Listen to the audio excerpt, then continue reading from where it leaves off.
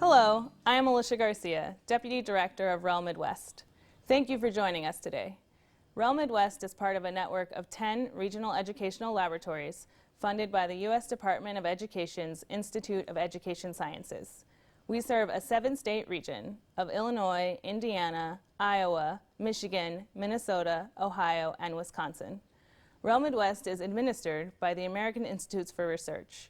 We work with educators to develop education research and technical support and build knowledge of research and its value for decision-making and education reform. This event is part of our Making Connections series, which brings together researchers and educators to engage in a collaborative discussion on education issues. We are pleased to present this event on research practice partnerships as a broadcast in partnership with WTTW. We invite you to learn more about our work by visiting our website at www.relmidwest.org. Now I would like to introduce our moderator for the day, Dr. Julie Kohanek. She is a Managing Director at the American Institutes for Research and the Director of REL Midwest. Dr. Kohanek has more than 15 years of experience in research and evaluation of school reform efforts, with a special focus on the social and organizational conditions surrounding schools and districts. Her current work explores methods to bridge research and practice in education. Dr. Kohanek recently concluded a William T. Grant Foundation-sponsored study of knowledge utilization in district decision-making. In her current role on REL Midwest and her previous role as the Director of Research for REL Northeast and Islands, Dr. Kohanek has designed and implemented structures and procedures that engage stakeholders in the research process, facilitate conversations between researchers and practitioners throughout a project lifecycle, and entail the inclusion of activities that support stakeholders in the use of findings. We are pleased to have her serve as our moderator today. We will now go to Dr. Kohanek and our panel.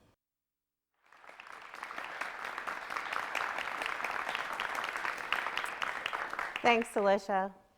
In education research today, we are seeing a growth in collaborative research models, including research alliances, design-based innovation research, and continuous improvement research designs. These models, often called research practice partnerships, are characterized by structures that bring researchers together with education policymakers or practitioners to jointly create a research agenda and carry out research studies to advance that agenda. The Consortium on Chicago School Research serves as an early example of a research practice partnership that produced high-quality, relevant research that was subsequently used by the Chicago Public Schools. The Chicago Consortium's director, John Easton, was tapped by President Barack Obama in 2009 to serve as the director of the Institute of Education Sciences, or IES, the research arm of the U.S. Department of Education. In this role, Easton developed several initiatives to increase the use of collaborative research models, including grant programs to fund continuous improvement research designs, funding of state and local policy evaluations, and seed funding for emergent researcher-practitioner partnerships. The largest federal investment in collaborative research has been through the REL program. In 2012, the REL system began convening research alliances as drivers of their research and technical assistance. Today, the 10 RELs operate 79 research alliances across the country, covering a variety of topics such as early childhood education and educator effectiveness. To explore some examples of collaborative research models today, we are honored to have Dr. Vivian Tseng of the William T. Grant Foundation, Dr. Julie Reardon from Education Development Center, Dr. Mindy O'Cummings from American Institutes for Research, Lori Krasinski from Scott High School of Toledo Public Schools, and Dr. Carrie Schultz from the American Institutes for Research. Vivian Tseng is the Vice President of Programs at William T. Grant Foundation. She leads the Foundation's grant making and spearheads its initiatives to connect research, policy, and practice. Vivian, can you talk to us about how researchers and practitioners are spanning the divide? Sure. So when I talk about this, I often like to show this visual because it can actually sometimes feel like there is this physical divide, this gulf between research on one hand and practice on the other. And there really is a divide in many ways. If we think about the nature of our work and the nature of organizations that we go and work in every day, they're quite different organizational cultures and different incentives that drive our day-to-day work. And that shapes the way we think about research. So, for example, researchers and practitioners, we can have quite different perspectives on what's good research or what's useful research. And that's shaped by the fact that our day-to-day work is so different. And so what we need to do is think more about building some bridges, some physical infrastructure to connect our two communities. And so as we think about this, there's a lot of different choices to be made as we think about how to build stronger bridges. And I'd like to suggest that the way we've thought about the problem has been really limiting. I think too often we've thought about it as a one-way street. So you hear people talk about research to practice or the research to practice gap. And that's been really limiting in a number of ways. One is that it's caused us to focus a lot on researchers' perspectives and how we see the world. And that causes us, as researchers to think a lot about, well, we just need to improve the quality of our research. We just need to improve the quality of what we do so it's better suited for practice use. Or we've also thought a lot about, well, how can we better disseminate and communicate research? How can we better push it out to practitioners? Or what we've thought is, well, we just have to incentivize people to use research more. So it's been a real push-out set of strategies. And so what I'd like to suggest is that instead of a one-way street, we think about it more as a two-way street. We think about it not as research to practice, but research and practice. And when we do that, I think we're not just focused on how can we make research better, but how can we make the take-up and use of research more likely to happen. We're thinking less about dissemination and pushing out research. We're thinking more about engagement. How do we come together, develop some shared commitments, figure out what we need research to accomplish, figure out how can we support its use. And what we're also doing is thinking more about capacity building. Capacity building on the side of researchers, capacity building on the side of practitioners, helping each other foster more relevant research and better taking it up. So we're talking about research use. And what does it mean to use research? Well, okay, so I'd love to talk about two ways research gets used. One is the instrumental uses, and the second are the conceptual uses. Instrumental uses are probably the ones that occur to us most often, and this is when there's a decision to be made. Maybe it's a curricular choice. Maybe we're thinking about our ELL students and how to design better pathways for them. Maybe it's about a technology adoption. There are all sorts of decisions. And the thought is that when it comes to instrumental uses, research comes to the table, so it can help inform a decision. Now, in the real world, it's not that easy. It's much more complicated. So local data also comes into play in making a decision. So what does the administrative data say? Professional judgment comes into play. Experience comes into play. And there are also political implications of any decision which need to be considered.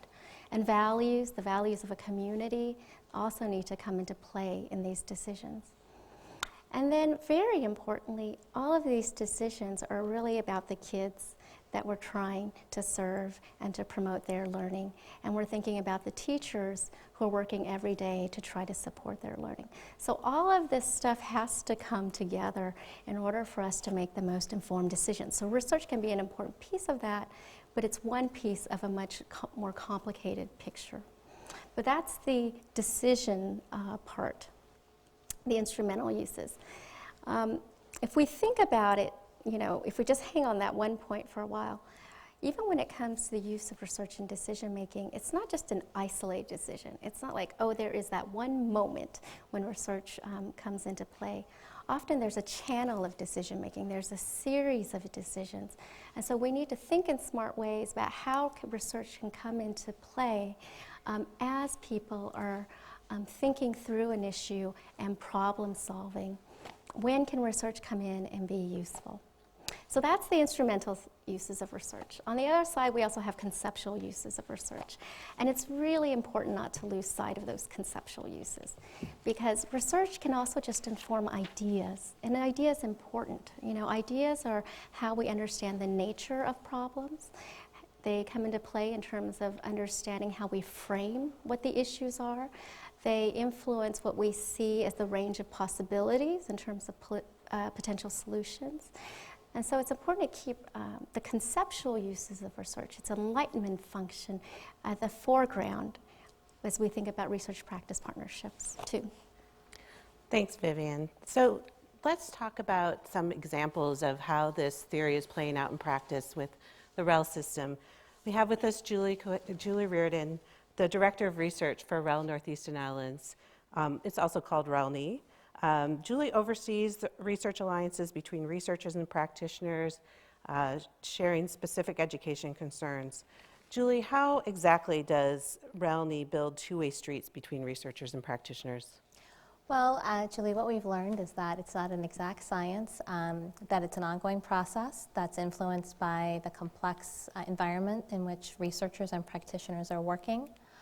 Over the past several years, we have supported the creation of 8 research alliances, and there are some structures that we've identified as supporting the development and also the growth of these research alliances. So I'll spend a few minutes talking about the experience from REL Northeastern Islands with these structures. So the first is that convening regular partnership meetings is important. It's important to the continuity of sort of an initial momentum that's established at the creation of a research partnership, and also for continued engagement. For the alliances in REL Northeastern Islands, we convene our research alliances together quarterly. Some meet more frequently, but it provides an opportunity for the alliance facilitators that come from RELNI, from REL Northeastern Islands, and for the alliance members who are stakeholders in states and in districts and other organizations to talk about joint goals of the alliance and projects that they will pursue. Another key structure for us is the establishment of a facilitator, especially in the early development of a research alliance. It's so important to have a facilitator who can not only coordinate the meetings, which is not a small task, but also help set the agenda, help make sure that the agenda is followed, and to make sure that every voice at the table is heard, which is important when you have research alliances with different roles and organizations that are represented. Another part of our experience has been developing a process for setting a research agenda. So in the first year of all of our 8 research alliances, we created a workshop that was meant to take the alliance members and the alliance team, the facilitators, through a research agenda setting workshop where topic areas, subtopics, specific research of questions of interest were identified by the group collectively and then voted on and then documented so that this became a living document, research agenda, that carries the group and is revisited every year. So it's a way to build a coherent program of research in organizations where that there may be a tendency to have attention called away from major goals or interests and projects. So that was another big piece of what we found was a way to coalesce groups and keep focused on a set of common goals. Another part of this is convening regular researcher meetings. So for researchers who are working in these contexts directly with stakeholders who may never have done this previously, it's a changing role for those researchers, and it's important to recognize that and to provide opportunities for researchers to talk about those experiences and provide some scaffolding. So at some of these researcher meetings that we convene, there are monthly meetings for alliances and then quarterly meetings where we just talk about ways in which researchers can support the research alliances. As an example, at a recent researcher meeting, we talked about the ways that we can facilitate conversations about completed projects and how to get the findings into the hands of those who need to know, and not just the alliance members, but to organizations that are represented by alliance members and beyond, to broader audiences. Another structure that has worked well in our setting is the development of what we call advisory committees. They are a subset of the alliance group. They might be 2 or 3 members of the alliance that agree to advise on a particular research project, and they provide help in defining the problem, and setting and defining the research questions, which for researchers researchers often come, I think, to the table with a preconceived set of research questions, and it has been very helpful to work directly with practitioners to refine those questions and make sure that we're responding directly to the questions in the field rather than to questions from an existing body of research. And finally, I think it's been very useful both for the researchers and the practitioners in our group in our alliances to find opportunities to share the work together. So this includes not only some forums that we have created within REL Northeastern Islands, but also at practitioner and academic conferences in which we can talk about the sort of beginning part of the project and the genesis of it, the struggles or issues that came along the way, as a way to share that collaborative process with others who are interested in this kind of work. Vivian, how does that compare to the experiences you've heard about through the Foundation's work? Well, it's very resonant with the things that we have heard from partnerships all across the country, and there are lots of different kinds of partnerships. If we could show this one slide, I'd love to. I think it's a nice visualization. So if I think about how to put some of the things that Julie talked about into different buckets, the things that have to come together for partnerships to succeed, there's a couple of things we've just heard, and I think we will be hearing a bit more from others. One is that there are issues of structuring the partnership. So there are governance issues, right? There's roles. What are the roles and responsibilities of the different partners? Staffing issues. How do you get the right people in the right positions to do this work? We also heard Julie talk about developing shared commitments. So it's not just the researcher's interest. It's not just what the practitioners need. It's both. It's coming together around some shared commitments. And those shared commitments are both a long-term research agenda as well as the discrete research projects that get you all the way there. The other circle was about producing and using research. That's kind of the rub that brings these partnerships together. And there, I think one of the things we're hearing from Julie is that it requires this iterative communication. It's not like researchers do their thing and then they hand it off. I mean, that's the old dissemination model, right? What we're hearing Julie talk about is fostering this iterative back and forth communication and lots of engagement. And then the fourth circle of things that kind of need to come together are funding, right? Everyone needs support to get this work done. And we can think about funding in terms of discrete projects, right? To get discrete pieces of work done. We also have to think about funding for the infrastructure. Because the other thing we heard from Julie is that it's a lot about relationships, and building relationships takes time. Figuring out what our commonalities are takes time, and it takes a lot of work. And so having infrastructure support to allow that to happen is so important. And then what I have in the middle of that graph is partnership identity, because different partnerships can do this work in different ways. And so each partnership, I find, has a unique identity. It's sort of how they pull all this stuff together and say, this is who we are and this is what we do. And I think that's pretty important as well. And then you'll see around all of that is this change and churn, because our school systems, many of them are undergoing constant change and turnover in terms of leadership. And so for partnerships, an important task is figuring out how to negotiate that constant change and churn. And so that's, I think, an ongoing struggle. That's great. So Julie, Vivian talked a lot about the communication aspect of it. Can you talk some about the strategies you use at REL around communication? Yeah, so the communication piece really seems to be cornerstone to this work, because I think the underlying assumption here is that there's a relationship being formed, and so the communication goes both ways. So yeah, there are several ways that we work on communicating with our alliance members and they with us.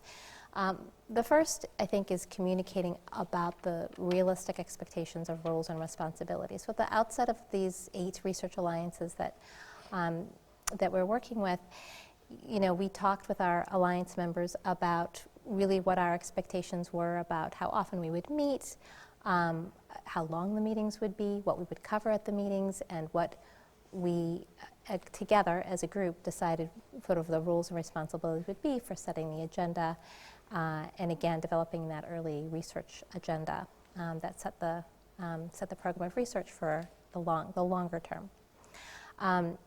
In terms of the REL Northeast and Island staff, we dedicate some staff that is just, although they may be researchers and working on specific research projects, there's some time that's just dedicated to working on what we call the care and feeding of the research alliances. So in that communication mode, and the kind of communications that we have with our alliance members are quite varied. They can be as simple as ad hoc email communications on specific projects or ways to connect alliance members with each other or to a project of interest, but also more formally through these quarterly meetings that we have, through newsletters, through websites that we have, the member-only websites in which members can post material for each other, or we can post materials of interest that include not only work that we're doing within the Alliance, but related work in other alliances or in other organizations. I'd say that part of engaging in regular communication is having checkpoints on that, having a feedback loop to understand how everyone is experiencing this alliance. So the ways we've done this in REL Northeast and Islands is through learning through surveys and through interviews with our alliance members and asking questions about their perceptions of other members, about our role in helping create this alliance, the extent to which they feel like they own this work and that they're co-constructing this work with us. We ask questions about their sense of the capacity of the group to engage in the research agenda, and their expectations, sort of what they see as their role. So we find that's important in two ways. One, to learn formatively and to make adjustments, and we have. So in some cases, some alliances want to get more emails, and some want to know more about what's happening in other research alliances, and in some cases, we have reduced the number of email communications. So it's been very helpful to have that feedback loop. And I guess sort of the last piece of this communication element that I think is worth noting is the writing piece. So knowing that we're taking researchers out of a more traditional role of writing academic, but perhaps more academic-oriented research reports into creating something that is readable for non-technical audiences and also has something in there that's that maybe not every academic journal may have, which is sort of what do these findings mean for our context, our organization, and what are the implications for policy? That's great. So now let's hear from a couple of panelists who are working in a research alliance. We have two members of the REL Midwest Dropout Prevention Research Alliance. Dr. Mindy O'Cummings is the lead researcher on the alliance, and Lori Krasinski from Scott High School and Toledo Public Schools is an alliance member. So Lori, can you talk with us about this communications element? Does this ring true for you? Sure. Like Julie was saying, their formal pieces of communication that were set up have proved to be very helpful. I've also found that in joining the Alliance, there were some informal ways that I began to communicate with other Alliance members that also proved very fruitful. One would be just as I was jumping into everything, my original contact through the state support team we would have email conversations, text message conversations, phone conversations where I could just ask her questions and she could be a conduit and get me the information that I needed to keep things going. And then also, as we launched into all of these formal meetings, there would be these side conversations, more informal conversations that would take place between myself and some of the other teachers and administrators that were in the Alliance. And one of the things we found was that we all sort of had the same obstacles. And we were actually surprised about that, like, oh, that's happening here too. Oh, well, that's happening over here as well. And then we could also have some informal conversations about, well, how do we overcome those obstacles? And we learned from each other, and that was very productive and good. That's great. So tell us, how did REL Midwest and Scott High School decide to partner through this alliance? Many of the research alliances actually form through a researcher, like convening a group of practitioners and maybe other researchers, or aligning themselves with an existing group of practitioners. In this case was really different. Some colleagues and I were developing some tools and toolkits around translating research to practice. There's some research base around using some indicators to identify students that were at risk, and we wanted to make some really user-friendly tools. At that time, actually, one school came and asked us about this and really wanted to start actually implementing this in there. A couple more schools, in total of 5, actually convened, and we started working with these 5 schools and implementing these tools, and that became the beginning of our partnership and the synergy, because as we were developing them, they were giving us feedback, and that feedback loop became really apparent. So this grassroots group, who had really a common interest, was also feeding our work in translating this research to practice. And this group, I think, had a lot of commonalities in not only wanting to do this, but wanting to do it under a state initiative, the Ohio Improvement Project. Which really emphasized the use of data in practice. I don't know, Lori, do you want to talk a little bit more about specifically why Scott wanted to engage in the work? Sure. As you know, in the 2011-12 year, we were awarded a school improvement grant, and through analysis of trend data and through the Ohio improvement process, it was determined that we needed to raise our graduation rate. So that became one of our primary goals. And then through through joining the Research Alliance, what we were looking for was, okay, what are the indicators we can use, and how can we move forward to work with other teachers, other practitioners, other schools, and researchers, and really find a way to translate that research into practice. And so through our collaboration, we determined that the early warning intervention and monitoring system would be what we would use to monitor our students' progress toward on-time graduation. We also looked toward the Alliance to support us in developing this, we call it EWIMS team.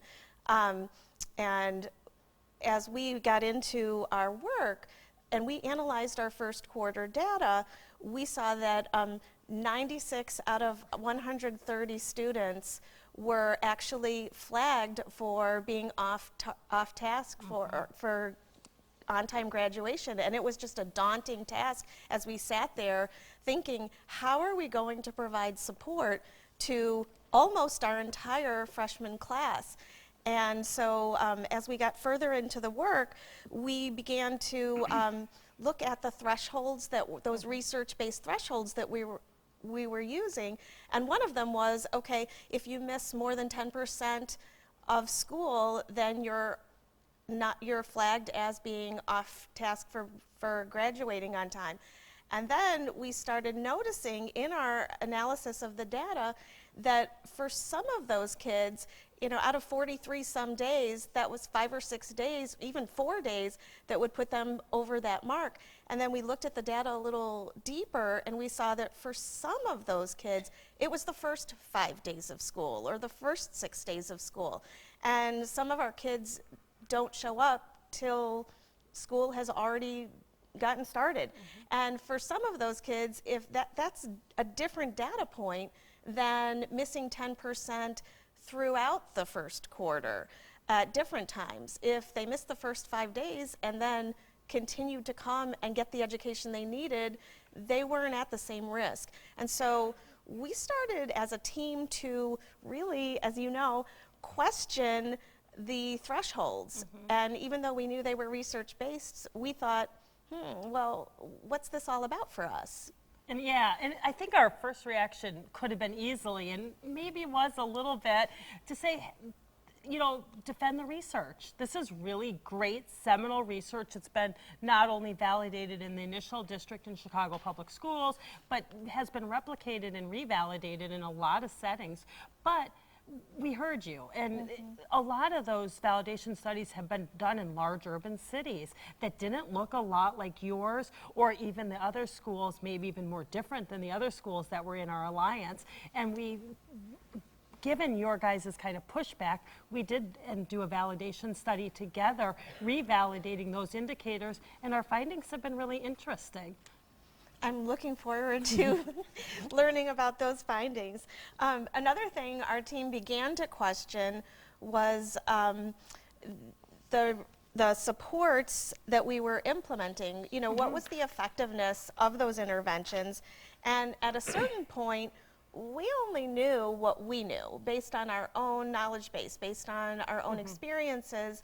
And we really wanted and reached out to the Alliance for support in knowing, well, what are the research-based supports that are within our resources that would be the most effective to use with our students?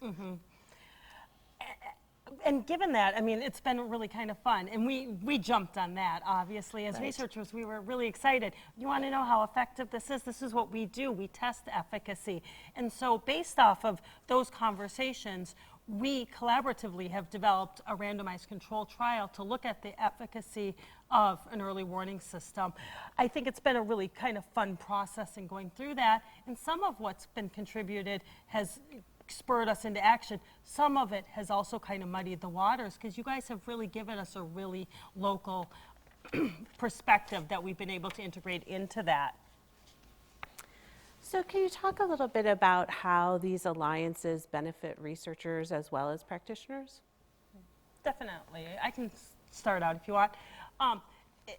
And Julie, you were talking about developing the research agendas and that process of developing it. And so after this kind of initial collaboration, we did kind of step back and start to develop our own research agenda. And the initial reaction was that we really had different goals. You came to the table and were like, I don't need a long-term, you know, research agenda. I need something that's going to help my kids today in these classrooms. I have kids that need to benefit. And for us as researchers, we really wanted to contribute to this knowledge base. But with a lot of conversations, very candid conversations, I found that you really benefited our work and being able to really ensure that the questions that we're answering are the real questions that are needed to be answered to push the field forward, and that we're really answering the right questions in the right ways, and that the interventions that we're actually examining are realistic and how they can be actually done in a school, that they're not kind of that pie in the sky intervention that wouldn't be able to be generalized. I think that also it's because of this, I think it's really increased the likelihood of the research being used, and not only having you guys think at the ground level and helping us design that in the study and ensuring that we're answering the right questions, but also often talking about dissemination from the beginning and how we're going to use this research, you specifically in your school, and how other schools can again use it. And then I think the buy-in has been really great. And we've gotten buy-in from not only our core alliance with including practitioners, but also as we've gone out as researchers and told them that this isn't something that we're just doing as researchers, but that it's driven by an alliance. And we've even had schools want to talk to our alliance, our practitioner alliance members, before they engage in research with us. And that's been really a great benefit to us. What benefits have you seen? Well, I mean, one of the benefits is the collaboration itself, the opportunity to share viewpoints.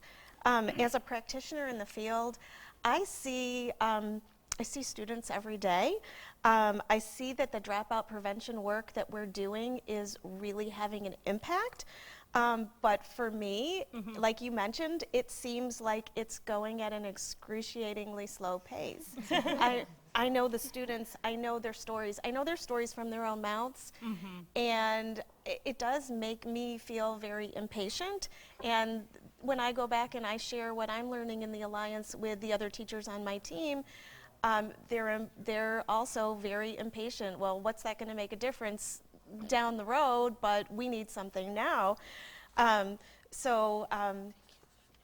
know that, I've learned from you to, slow down and know that those impacts are happening, and that we can take it at a little bit of a slower pace, and it will pay off in the long run. Thanks, Lori and Mindy. That was really helpful.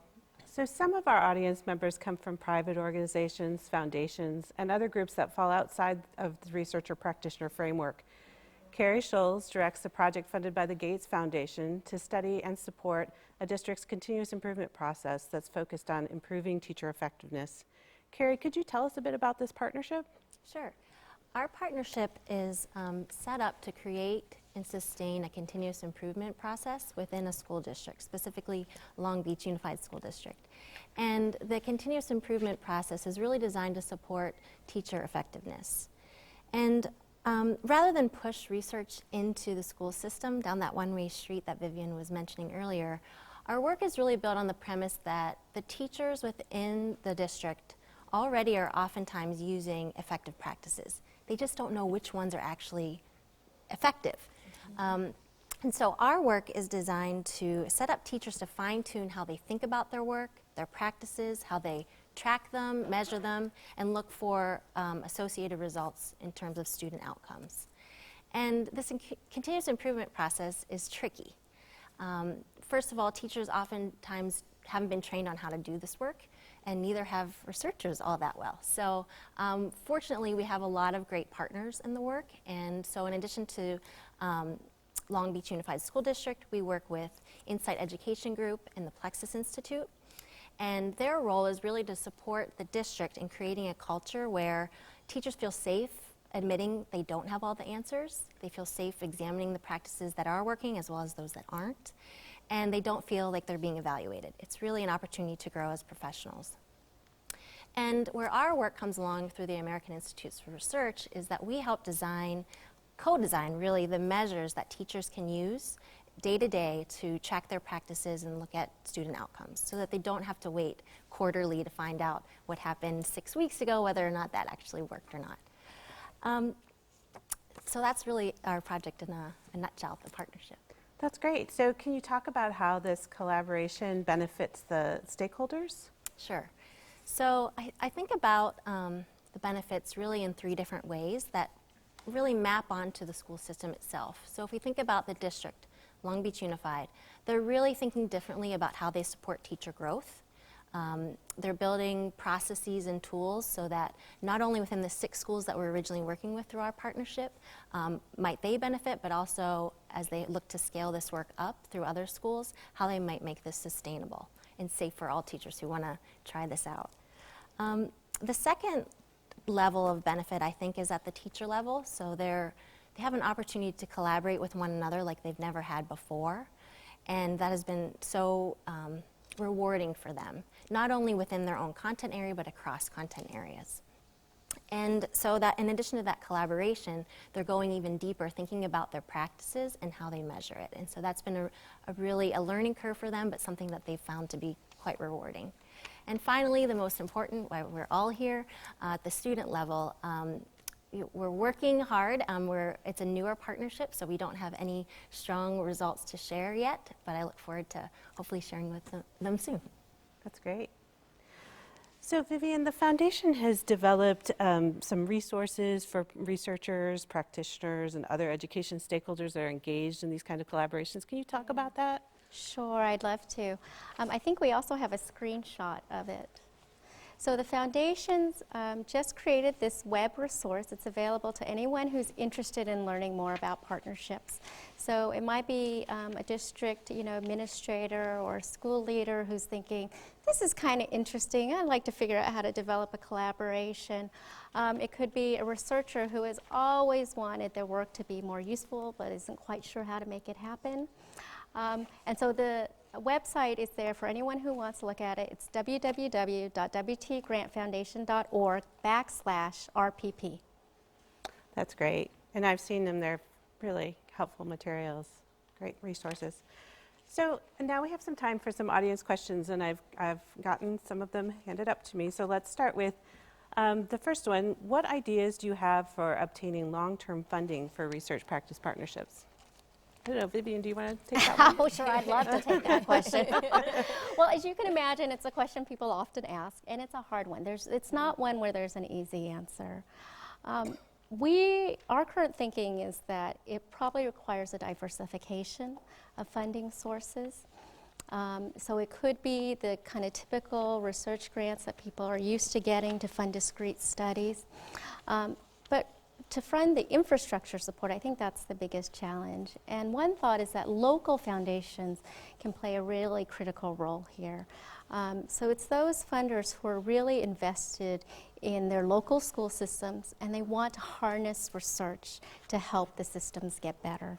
So that's a great possibility for getting infrastructure support to build the relationships, to build the capacity of districts and researchers to work together.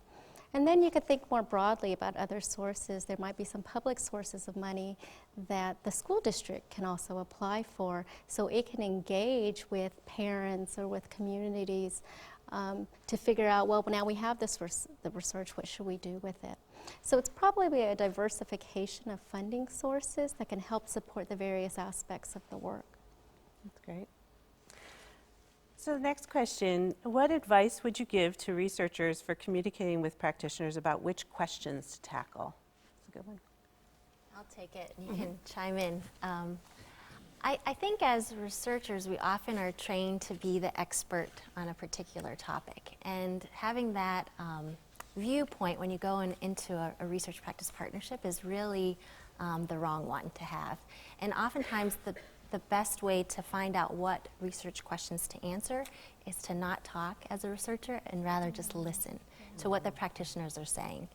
And once they have a chance to talk with each other and you've listened, to repeat back what you're hearing. Oftentimes you've heard the wrong thing, and they can rephrase it until we get that research question right. So I think it's really a collaborative, iterative cycle, often reflecting what we've heard earlier today. I agree with that. And also putting away our own personal agenda sometimes. And that's difficult. And actually in letting the group truly form a new agenda. But I think that in the end, I found that new agenda to actually, I think, maybe be superior to that personal agenda that I think I brought in with me. So, and be just a partner, not the leader. Right. All right. So next question, we are exploring a partnership with a university and a nonprofit research organization to train and coach faculty, support staff in universal design and learning. How can we learn from your processes, and what should we adopt and what should we watch out for? Wow.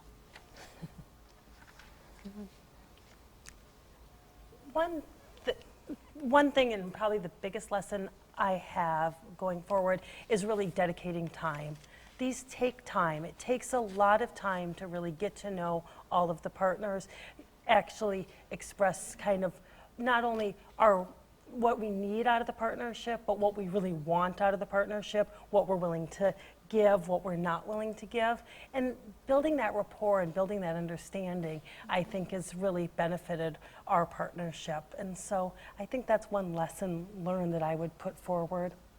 Yeah, I guess to work off that thought is that it seems like it's a very much an incremental process, that you're not going to get all the nuts and bolts at one meeting, that not only is it do ideas have to germinate a bit, but also the relationships also have to germinate, and I think that comes out over time and over multiple meetings where people then begin to feel comfortable voicing their opinions and advancing their ideas. So I think this idea of incrementalism, that that there will be sort of, don't bite off more than you can chew for one meeting, and then put some of that off for other, sort of scaffolds the goals.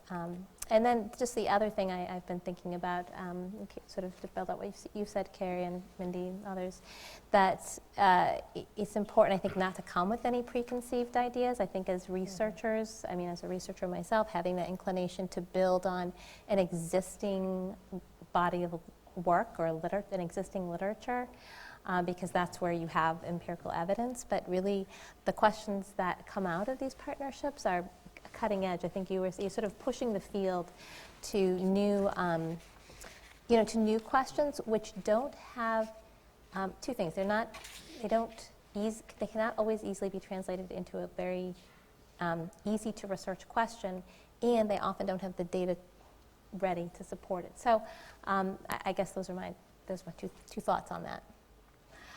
I want to just add one point. I think part of what we're hearing is that people are breaking some new ground here, right? And so that's why there's no cookie cutter way. There's no recipe for exactly how to do it or how it has to go. I think what we're hearing from all of the other panelists is that there has to be room for evolution and to learn as you go. And I have to say that this really resonates with other things that I'm hearing in the field, which is that this is a new way for researchers to go about their work. I mean, this is not what I was trained to do. I don't think it's what many of us were trained to do in the field. And so as with any new endeavor, it's like, well, how do we make it work? So if we really think research can be valuable in practice, how can we come together to make it happen? So I think that's one of the exciting things, but it's also a whole set of challenges that what we hear is that you guys are figuring it out as you go along. Yeah. So, Julie, I know that Northeastern Ellens published a lessons learned about studying the research agenda document that is linked to Vivian's website. Can you talk, and you talked a little bit about the survey data, you're collecting interview data. Can you talk about ways in which you are using that that might provide some lessons learned for others and how to do this work? Well, yeah, I mean, I think, so talking about the sort of what we're learning from our conversations and our surveys with our Alliance members, I think that we are learning that, again, these sort of relationships that we have sort of created several years ago take time to gel, and that there's really an opportunity for us to listen to what the stakeholder needs are. I mean, we certainly know and have formed these research alliances around content areas that we know are high priority areas in our region, but that's just a sort of a scratch on the surface, right? Because once you've got a group together, there are specific questions of interest to that group. I think we're also learning that variability is really the sort of the predominant pattern. So, I think there's always a desire to put this one-size-fits-all solution or approach to something, and all of our alliances are different, and each of the members are different, have different differential needs. So there is a balance between sort of learning to work with the whole group, knowing that there are different agendas and desires. And so I think one of the things we've learned is to differentiate our products too, so we don't all have applied research and evaluation products. I know the Midwest and other RELs also do not, but we do, sort of this workshop. So for example, we take this research agenda setting workshop, and now we can, this is available for any organization that may want to convene a group, just like in the question posed, and take a group in a step-by-step process that also provides some information about sort of what is the research agenda, why should we have one, what are different levels of evidence, and then sort of through an actual voting process to determine what the priority areas will be for that particular alliance. Okay, this next question, I think there's going to be a theme to the answers, but it might be interesting to hear answers from each of you on what is the most important element of a successful collaborative research partnership? Why don't we start with Carrie? I was hoping to buy some time on that one. I think the successful ones are purposeful in terms of their efforts to develop trust right from the start. And that's a tricky concept. But if, for example, in our work, that people are taking risks, people don't know the answers to questions, and they have students they need to serve right away, but they have to be willing to feel safe in the partnership to take those risks alongside the partner. And without that trust, it's going to crumble. So I think trust is critical. Lori. So I would definitely say that one of the positive impacts of being in the alliance and being on the practitioner side, just like Carrie was saying, is I do get to see day to day not only the struggles but also the positive impacts that are happening with our students and in our school. 4 years ago, when we started in the alliance and realized that one of the barriers we were finding toward on-time graduation was our 9th graders who didn't become 10th graders, and we call them our R9s or our 9Rs. And through the work that we've done in the Alliance, we've learned how to provide supports to those students to get them back on track for graduation. So for me, the benefits of being in these partnerships is getting to see a student who didn't pass their freshman year in high school become a graduating senior. And I don't know what's better than that. Thanks, Lori. Mindy, do you have a thought on this? Definitely. I was going to say trust. So, yeah, there was the advantage. Yeah. But given that I did get to buy a little bit of time to come up with another compromise, and not compromise that I have to compromise my standards or my values or my quality, but compromise in what we end up as the end product and compromise in what we look at. And I think that that's really been a difficult one for all of us to kind of navigate what those compromises are, but knowing what I need to get out of the alliance and knowing what I want. And I think in the end, it's given us much better outputs, and the outputs that have benefited us all. But it wasn't the outputs that I came into. All of the outputs weren't what I came into thinking what we were going to do. So I think that's been one for me. That's great. Julie. Okay, so I think I'm going to link all of these things together because I really think, for me, I was going to say relationship was the most important thing, which is, you know, underlying the trust piece. And I think the compromise piece fits well in there because when you have a relationship that is, you know, on that two-way street, it isn't, you know, you are really sharing expertise and ideas mutually. There's not one person or group that has a different level of authority in that relationship. And so I know anecdotally from other you know, from districts in our region that, you know, very often districts or states are approached by researchers who are interested in testing an intervention or doing their research grant, and will they participate? And I'm sure that's not always the case, but when you hear it from the voice of the practitioner, you realize how important it is for practitioners to have their needs met. And so I think that idea of the trust and the compromise, and I know in working with our own research alliances that there is this matter of, it's not just, you know, you really have to discuss it because there are decision points to make along the way to make sure at the end you have a good project, product, workshop, whatever. All right, Vivian. Well, it seems like everything's been covered. I was going to say trust. And then I was going to say iterative back and forth engagement, which I think is part of the compromise. And I was thinking relationships, and this has all been covered. So I guess what I would like to add is, you know, sort of the more practical needs to design the collaboration in a thoughtful way. And that, you know, I'll go back to the importance of infrastructure, that this is time and resource intensive work.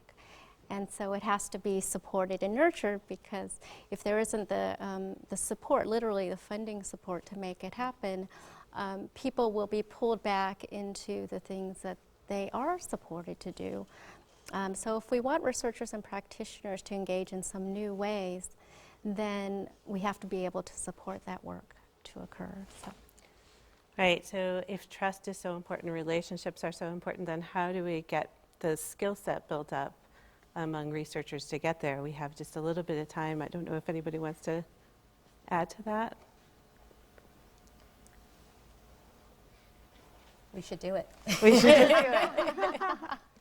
You know, I think of this as, you know, it should happen in the training piece. And, you know, just as teachers, you know, when working with teachers to be more student-centered, I think it's the same thing, got to do it in researchers. Great, And thank there you. are a few universities around the country that are innovating around different ways to do that. Thank you.